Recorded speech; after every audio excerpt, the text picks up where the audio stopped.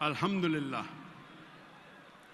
والصلاة والسلام علی رسول اللہ وعلی آلہ وصحبہ اجمعین، اما بعد، اعوذ باللہ من الشیطان الرجیم، بسم اللہ الرحمن الرحیم، واعتصموا بحبل اللہ جميعا ولا تفرقوا، رب اشرح لي صدری ویسر لی امری واحلل عقدۃ من لسانی یفقہوا قولی۔ میرے محترم مولانا سید عبد الخبیر آزاد، امام اور خطیب بادشاہی مسجد، minister of health, minister of transport, میرے محترم بزرگوں اور میرے عزیز بھائیوں، السلام علیکم ورحمۃ اللہ وبرکاتہ۔ اللہ سبحانہ و تعالیٰ کی رحمت اور برکت آپ سب پر ہو۔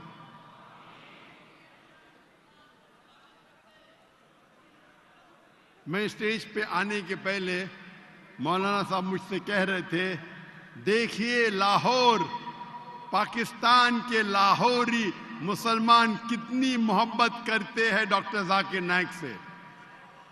تو میں نے کہا آج کمپٹیشن ہو جائے، کون زیادہ محبت کرتا ہے، ذاکر نائک پاکستانیوں سے یا پاکستانی ذاکر نائک سے؟ آج ہم کمپٹیشن لگائیں گے، کیا ایک ہندوستانی پاکستانیوں سے زیادہ محبت کرتا ہے کیا پاکستانی ہندوستانی سے؟ خیر میں کمپٹیشن ہونا چاہیے، ہر خیر کام میں کمپٹیشن ہونا چاہیے۔ افسوس کی بات ہے انسان اکثر غلط کام میں کمپٹیشن کرتے، ہر خیر کام میں کمپٹیشن ہونا چاہیے۔ آج کمپٹیشن لگائیں گے کہ ہندوستانی پاکستانی سے زیادہ محبت کر رہا ہے کیا پاکستانی ہندوستان سے؟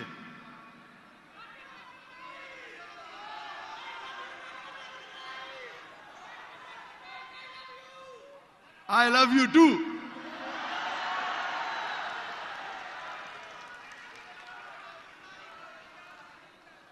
میری خواہش تھی کئی سالوں سے پاکستان آنے کی، اور اللہ نے وہ مراد، وہ خواہش تقریباً 2 ہفتے پہلے پوری کی، اور آج میں لاہور میں ہوں، اور میں بے حد خوش ہوں کیونکہ خصوصاً میں بادشاہی مسجد میں تقریر کر رہا ہوں۔ آج کے تقریر کا موضوع ہے القرآن عالمی ضرورت۔ The Quran a global necessity۔ القرآن اللہ سبحانہ و تعالیٰ کی آخری وحی، آخری کتاب ہے جو نازل کی ہے آخری پیغمبر محمد صلی اللہ علیہ وسلم پر۔ اللہ سبحانہ و تعالیٰ فرماتے سورہ رعد میں، سورہ نمبر 13 آیت نمبر 38 میں، وَلِكُلٍّ أَجْلٍ کتاب، ہر دور میں اللہ نے ایک کتاب نازل کی، ایک وحی نازل کی۔ نام سے قرآن مجید میں صرف 4 اللہ کی کتابوں کا ذکر ہے، توراہ، زبور، انجیل اور قرآن۔ توراہ وہ وحی، وہ کتاب ہے جو موسیٰ علیہ السلام پہ نازل کی گئی تھی۔ زبور وہ کتاب، وہ وحی ہے جو نازل کی گئی تھی داؤد علیہ السلام پر۔ انجیل وہ کتاب ہے، وہ وحی ہے جو نازل کی گئی تھی عیسیٰ علیہ السلام پہ۔ اور قرآن مجید آخری کتاب، آخری وحی جو نازل کی گئی تھی آخری پیغمبر محمد صلی اللہ علیہ وسلم پہ۔ لیکن اللہ تعالیٰ فرماتے ہیں ہر دور میں اللہ نے ایک کتاب نازل کی۔ ویسا تو بہت سے کتابیں ہیں، مثال کے طور پہ صحف ابراہیم، نام سے صرف 4۔ لیکن جتنی بھی کتابیں، جتنے بھی وحی اللہ نے نازل کی قرآن مجید کے پہلے، وہ صرف محدود تھی کچھ لوگوں کے لیے اور ایک دور کے لیے۔ جتنے بھی کتاب پہلے نازل کی گئی، توراہ، زبور، انجیل، اور جس کے نام ہمیں نہیں پتا، وہ محدود تھی ایک وقت کے لیے اور کچھ لوگوں کے لیے. لیکن کیونکہ قرآن مجید آخری کتاب ہے, آخری وحی ہے, قرآن صرف مسلمانوں کے لیے نازل نہیں کی گئی اور صرف ایک گروہ کے لیے نہیں, لیکن ساری انسانیت کے لیے, اور اس کا پیغام تا قیامت تک رہے گا. اللہ تعالیٰ فرماتے سورہ ابراہیم میں سورہ نمبر 14 آیت نمبر 1, الف لام را, ہم نے نازل کی یہ کتاب محمد صلی اللہ علیہ وسلم پہ تاکہ وہ انسانیت کو اندھیرے سے روشنی میں لے آئے. قرآن یہ نہیں کہتا ہے کہ صرف مسلمانوں کو اندھیرے سے روشنی پہ لے کے آئے. اللہ تعالیٰ فرماتے یہ کتاب نازل کی محمد صلی اللہ علیہ وسلم پہ تاکہ ساری انسانیت کو اندھیرے سے روشنی پہ لے آئے. اللہ تعالیٰ فرماتے سورہ ابراہیم میں سورہ نمبر 14 آیت نمبر 52 آیت نمبر 52, یہ پیغام ہے ساری انسانیت کے لیے. اور یہ سمجھ لو کہ اللہ سبحانہ و تعالیٰ ایک ہے, اور یہ پیغام ہے سمجھداروں کے لیے. یہاں اللہ تعالیٰ فرماتے یہ پیغام ہے ساری انسانیت کے لیے. اللہ تعالیٰ فرماتے سورہ بقرہ میں سورہ نمبر 2 آیت نمبر 185 185, رمضان وہ مہینہ ہے جس میں اللہ نے قرآن مجید کو نازل کی ساری انسانیت کے لیے. وہ ایک فرقان ہے حق اور باطل کو جھانچنے کے لیے. اللہ تعالیٰ فرماتے سورہ زمر میں سورہ نمبر 39 آیت نمبر 21 کہ اللہ نے قرآن مجید نازل کی محمد صلی اللہ علیہ وسلم پہ تاکہ وہ انسانیت کو ہدایت دے. قرآن میں یہ نہیں لکھا ہے کہ صرف مسلمان کو ہدایت دے. اور ہمارے آخری نبی صلی اللہ علیہ وسلم محمد صلی اللہ علیہ وسلم, جتنے بھی پہلے نبی آئے, پہلے رسول آئے محمد صلی اللہ علیہ وسلم کے پہلے, وہ صرف ایک گروہ کے لیے آئے. ان کا پیغام صرف ایک وقت کے لیے تھا. لیکن کیونکہ محمد صلی اللہ علیہ وسلم آخری پیغمبر تھے, وہ صرف مسلمانوں کے لیے نہیں آئے تھے, وہ ساری انسانیت کے لیے آئے تھے. اللہ تعالیٰ فرماتے سورہ انبیاء میں سورہ نمبر 21 آیت نمبر 107, وما ارسلناک الا رحمت للعالمین, کہ ہم نے انہیں بھیجا سارے کائنات کے لیے, سارے انسانیت کے لیے, سارے عالموں کے لیے. کیونکہ قرآن مجید اللہ کی آخری کلام ہے اور سارے انسانیت کے لیے. اسی لیے میں کہتا ہوں القرآن عالمی ضرورت. آج سب سے زیادہ ضرورت اگر اس دنیا کو ہے وہ ہے القرآن.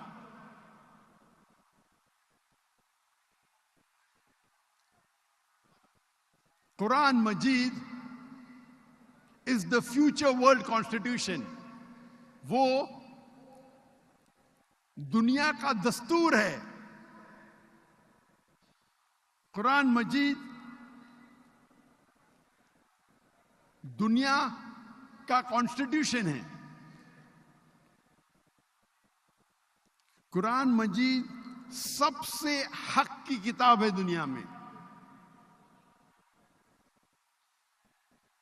یہ ایک عالم کے لیے پیغام ہے. یہ فوارہ ہے حکمت اور رحمت کا. یہ ہدایت ہے جو لوگ بھٹکے ہوئے ہیں. قرآن مجید ایک تنبیہ ہے جو لوگ نہیں مانتے. اور جو لوگ شک میں ہیں ان کے لیے حق کا پیغام ہے. قرآن مجید ایک رحمہ ہے جو لوگ مشکل میں ہیں. قرآن مجید ایک امید ہے مظلوموں کے لیے. اسی لیے میں کہتا ہوں قرآن عالمی ضرورت ہے.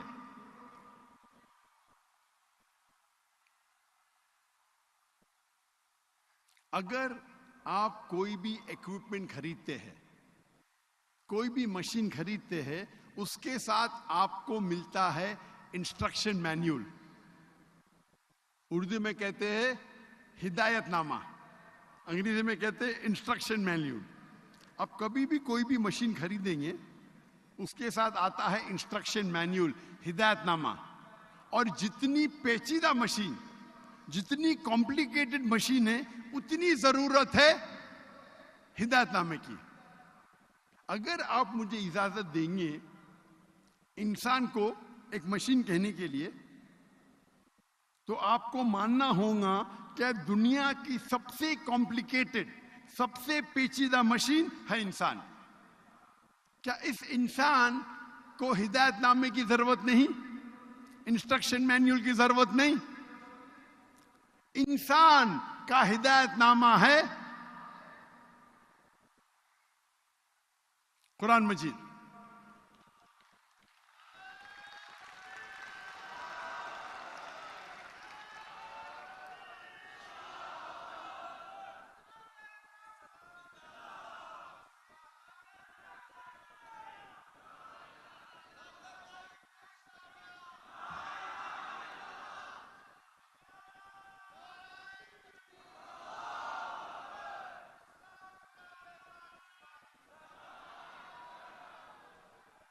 قرآن مجید انسانوں کا انسٹرکشن مینیول ہے، ہدایت نامہ ہے.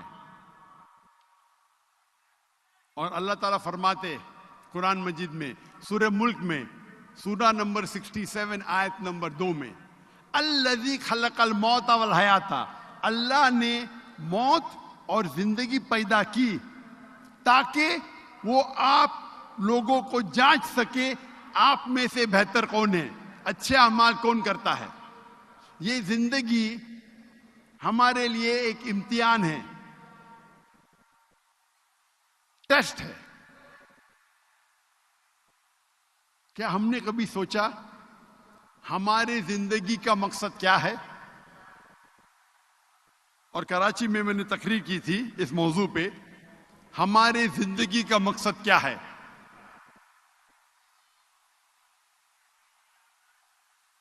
کبھی آپ لوگ نے سوچا ہمارے زندگی کا مقصد کیا ہے؟ افسوس کی بات ہے کہ اکثر انسان اپنی زندگی جتنا پیسہ کماتے ہیں اس طریقے سے زندگی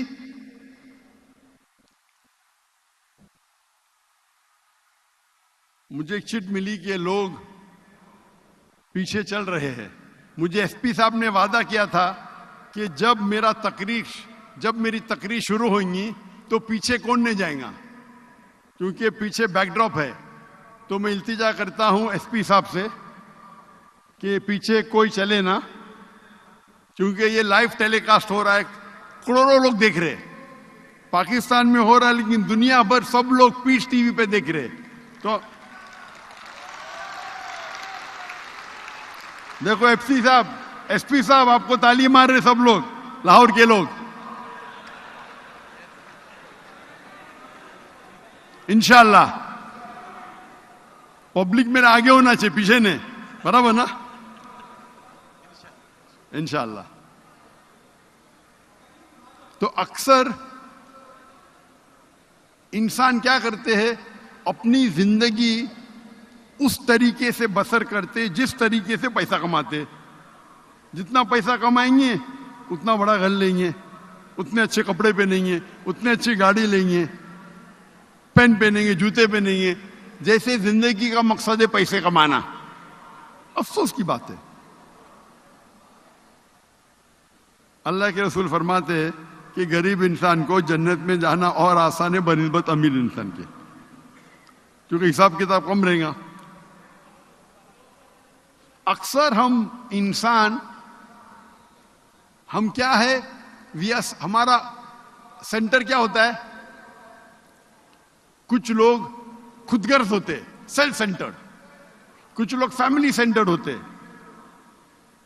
کچھ لوگ سوسائٹی سینٹرڈ ہوتے, کچھ لوگ نیبر سینٹرڈ ہوتے, کچھ لوگ پاور سینٹرڈ ہوتے, کچھ لوگ فیم سینٹرڈ ہوتے. انسان ہونا چاہیے اللہ سینٹرڈ. کون سا سینٹر؟ اللہ سینٹرڈ. اللہ تعالیٰ فرماتے ہیں سورہ دھاریات میں, سورہ نمبر 51 51 آیت نمبر 56 56, وما خلقت الجن والانس الا لیعبدون, کہ ہم نے جن اور انسان کو بنایا صرف اللہ کی عبادت کے لیے. تو ہمارا مقصد زندگی کا ہے اللہ کی عبادت. اگر آپ اللہ کا پیغام مانتے ہیں, اللہ کے پیغام پہ عمل کرتے ہیں, آپ اللہ کی عبادت کرتے ہیں. اگر جو چیز اللہ قرآن مجید میں فرماتے ہیں کہ فرض ہے, اگر ہم اس کے اوپر عمل کرتے ہیں تو ہم عبادت کرتے ہیں. جو چیز اللہ سبحانہ و تعالیٰ نے قرآن مجید میں کہا ہے کہ ہم پرہیز کرنا چاہیے, اگر ہم پرہیز کرتے ہیں ہم اللہ کی عبادت کرتے ہیں. اللہ کہتے ہیں اطیع اللہ اطیع الرسول, اللہ کی بات مانو, اللہ کے رسول کی بات مانو. اگر ہم اللہ کے رسول کی ہدایت پہ عمل کرتے ہیں ہم اللہ کی عبادت کرتے ہیں. جو چیز اللہ کے رسول نے کہا کرو اگر ہم کرتے ہیں, اور جو چیز اللہ کے رسول نے کہا نہیں کرو اور ہم نہیں کرتے ہیں تو ہم اللہ کی عبادت کرتے ہیں.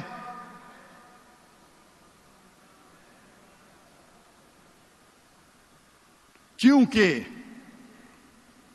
یہ قرآن مجید ہمیں کہتا ہے کہ یہ زندگی ایک امتحان ہے اور ہمارے حیات مقصد بیان کرتا ہے. اسی لیے میں کہتا ہوں کہ قرآن عالمی ضرورت.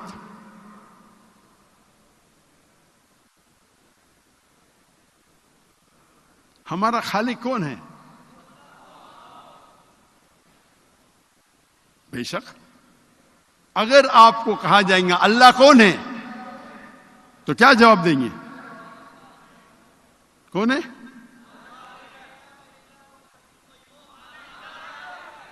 سب سے بہترین جواب اور سب سے مختصر سا جواب اللہ تعالیٰ فرماتے سورہ اخلاص میں, سورہ نمبر 112 آیت نمبر 1 سے 4, کل هو اللہ احد, کہو کہ اللہ ایک ہے.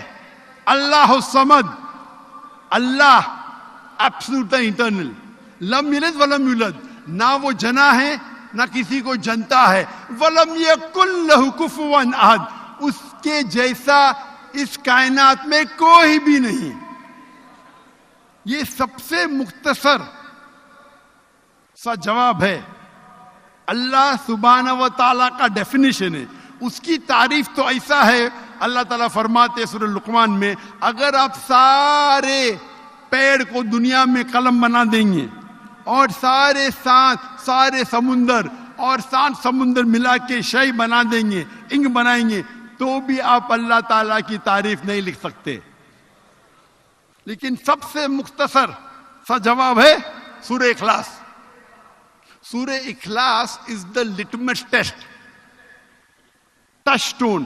ٹچ سٹون آپ سونے کو جاننے کے لیے, سونا کتنا کھرا ہے جاننے کے لیے کیا کرتے, آپ ٹچ سٹون کے اگینسٹ سونے کو رب کرتے ہیں, رگڑتے ہیں, اور جس طریقے سے اس کا رنگ آتا ہے ہم چارٹ پہ دیکھتے ہیں اور کہتے ہیں کہ سونا 24 کیرٹ ہے یا 22 کیرٹ ہے یا 18 کیرٹ ہے, یا سونا نہیں ہے, کیونکہ ہر چیز جو چمکتی ہے وہ سونا نہیں ہے. سورہ اخلاص اللہ کو پہچاننے کا تلسمہ ہے، اللہ کو پہچاننے کا ٹچ سٹون ہے، لٹمس ٹیسٹ ہے. مثال کے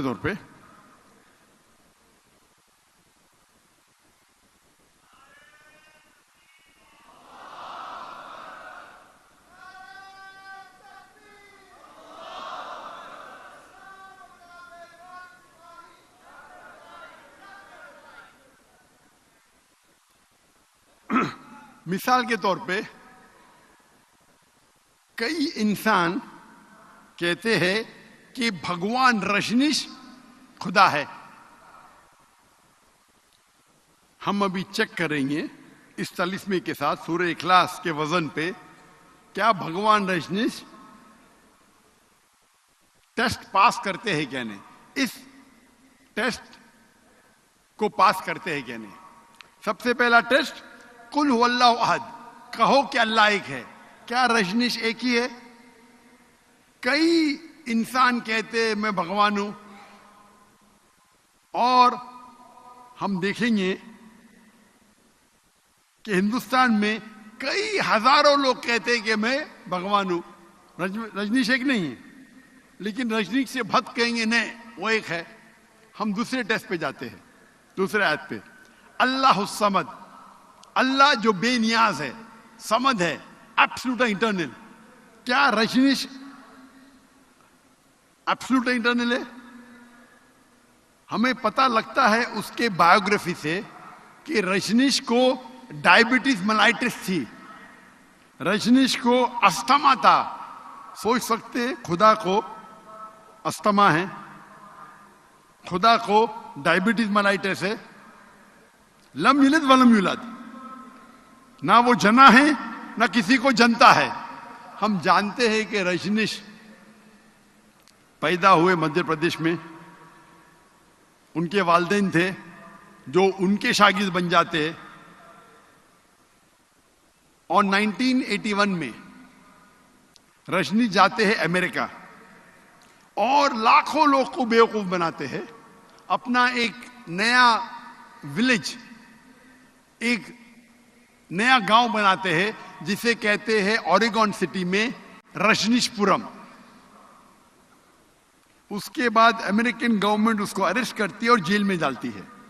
رجنیش کہتا ہے کہ امریکن گورنمنٹ نے مجھے سلو پوائزننگ دیا. آپ سوچ سکتے ہیں خدا کو کوئی سلو پوائزن کر رہا ہے؟ میں کہوں گا کہ جمی چپالے کو آگے نہیں آنا چاہیے. یہ جمی چپالے آپ لوگ ایکسپرٹ ہے، پیچھے لے کے جاؤ. آپ پورے کیمرہ کو کاٹ رہے آگے. یہ بیسک چیز پتا نہیں آپ کو، کبھی بھی سینٹر لائن کو کراس نہیں کرنا چاہیے. یہ بیسک ہے. کبھی بھی آپ کا کیمرہ سینٹر لائن پہ کراس نہیں کرنا چاہیے. آپ اپنے فائدے کے لیے باقی 10 کیمروں کو کراس کرا رہے. آپ کا ٹیم ورک ہونا چاہیے نا.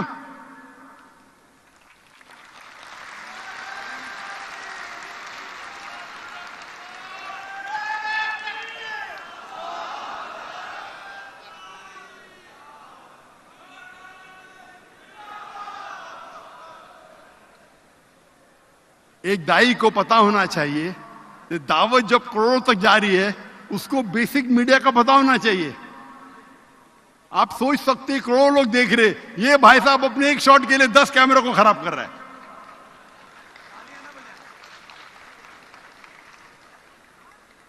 اس کا شاٹ اچھا آئے گا لیکن 10 کیمرہ گئے پورے. جزاک اللہ. تو رجنیش کہتا ہے کہ مجھے جیل میں امریکن گورنمنٹ نے سلو پوائزننگ دی. آپ سوچ سکتے خدا کو کوئی سلو پوائزننگ کر رہا ہے. اور گریس کے بشپ کہنے لگے کہ اگر آپ رجنیش کو ہمارے ملک سے نہیں نکالیں گے ہم اس کے اور اس کے فالوورز کو ختم کر لیں گے. اور آخری ٹیسٹ، اس کے بعد رجنیش آتے ہیں ہندوستان میں، مہاراشٹر میں، اور اپنا ایک نیا سینٹر شروع کرتے اوشو کمیون پونا میں. اور اگر آپ اوشو کمیون جائیں گے تو ان کی سمادھی پہ لکھا ہوا ہے, سمادھی پہ تختی پہ لکھا ہوا ہے, اوشو بھگوان Rajneesh never died, was never born, never died, but visited the earth between the 11th of December 1931 to the 19th of January 1990. بھگوان رجنیش نہ کبھی پیدا ہوئے نہ کبھی مرے, لیکن اس زمین کے شہر وزٹ کر گھومنے کے لیے آئے. 11 دسمبر 1931 سے لے کے 19 جنوری 1990 تک اس تختی پہ یہ نہیں لکھا تھا کہ رجنیش کو 21 ممالک میں انٹری نہیں, 21 ممالک کا ویزا نہیں ملا. آپ سوچ سکتے خدا دھرتی کو وزٹ کرنے آ رہے, اس زمین پہ آ رہے گھومنے کے لیے, اور اس کو ویزا کی ضرورت ہے.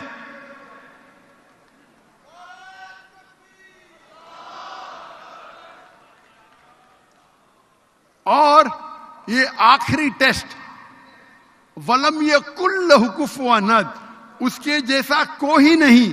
یہ ٹیسٹ اللہ کے علاوہ کوئی پاس ہی نہیں کر سکتا ہے. وَلَمْ يَكُنْ لَهُ كُفُوًا أَحَدٌ, اس کے جیسا کوئی نہیں. اگر آپ اللہ کو اس کائنات میں کسی کے برابر کمپیئر کر سکے تو وہ اللہ ہی نہیں. وَلَمْ يَكُنْ لَهُ كُفُوًا أَحَدٌ. مثال کے طور پہ اگر کون کہتا ہے کہ خدا آرنلڈ شوارزنیگر, آرنلڈ شوارزنیگر نام سنیں گے آپ نے, جس کو مسٹر یونیورس کا ٹائٹل ملا تھا, مسٹر ورلڈ, آرنلڈ شوارزنیگر.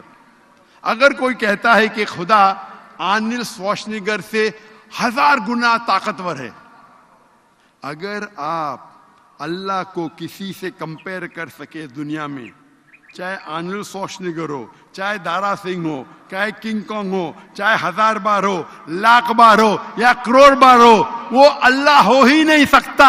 وَلَمْ يَكُنْ لَهُ كُفُوًا أَحَدٌ, اس کے جیسا کوئی نہیں ہے. ہم جانتے رجنیش کی ایک آنکھ تھی, 2 آنکھ تھی, 1 ناک تھا, 2 کان تھے, 2 ہاتھ تھے, سفید داڑھی تھی. اگر آپ اللہ کو کسی سے کمپیئر کر سکے اس کائنات میں تو وہ اللہ ہی نہیں ہے. وَلَمْ يَكُنْ لَهُ كُفُوًا أَحَدٌ. تو ہمارے قرآن مجید میں جو اللہ کی آخری کتاب ہے, اس میں کہا گیا ہے اللہ کا ڈیفینیشن. قرآن مجید پڑھیں گے تو پتا چلے گا اللہ سبحانہ و تعالیٰ کون ہے. اسی لیے قرآن مجید عالمی ضرورت ہے. اور اللہ کا ذکر آپ اگر دیگر مذاہب پڑھیں گے, بھلے دیگر مذاہب کی کتاب آخرت تک نہیں ہے, لیکن ان کے جو بھی آج موجود ہے, بھلے وہ کتاب میں ملاوٹ ہے, پھر بھی اللہ اور توحید کا ذکر اکثر ہر مذہبی کتابوں میں ہے. چاہے بائبل پڑھو, چاہے تورا پڑھو, چاہے وید پڑھو, چاہے دھما پٹ پڑھو, چاہے اویستا پڑھو, یہ ساری مذہبی کتابوں میں اللہ کا ذکر ہے. اور اللہ تعالیٰ فرماتے سورہ عمران میں سورہ نمبر 3 آیت نمبر 64 میں, قُلْ يَا أَهْلَ الْكِتَابِ, کہو اہل کتاب سے, تعالوا إِلَىٰ كَلِمَةٍ سَوَاءٍ بَيْنَنَا وَبَيْنَكُمْ, آؤ ہم اس بات کی طرف جو آپ اور ہم میں یکساں ہے. ہم جب کبھی بھی غیر مسلمانوں سے بات کرتے ہیں, اللہ تعالیٰ فرماتے تعالوا إِلَىٰ كَلِمَةٍ سَوَاءٍ بَيْنَنَا وَبَيْنَكُمْ, آؤ ہم اس بات کی طرف جو آپ اور ہم میں یکساں ہے. سب سے پہلی بات اللہ نعبد الا اللہ, کہ ہم صرف اللہ کی عبادت کریں. ولا نشرک بہ شیئا, ہم آپس میں کسی کو شریک نہ کریں. ولا یتخذ بعضنا بعضا اربابا من دون اللہ, کیا ہم آپس میں کسی کو معبود نہ بنائیں. فَإِن تَوَلَّوْا, فقولوا اشہدوا بأننا مسلمون، اور اگر وہ نہ مانے تو ہم شہادت دیتے کہ ہم مسلم ہیں۔ تو یہ کتاب آپ کو ہدایت دے رہا ہے کس طریقے سے آپ کو باقی لوگ سے دعوت دینا چاہیے۔ یہ قرآن ہمیں سمجھا رہا ہے، ہمیں سکھا رہا ہے کہ آپ باقی لوگوں کو یہ دعوت پہنچاؤ۔ تعالوا الی کلمۃ سواء بیننا وبینکم، آؤ ہم اس بات کی طرف جو آپ اور ہم میں یکساں ہے۔ سب سے پہلی بات اللہ نعبد الا اللہ، کہ ہم صرف ایک اللہ کی عبادت کرتے۔ اس آیت کے پہلے ذکر آتا ہے یا اہل الکتاب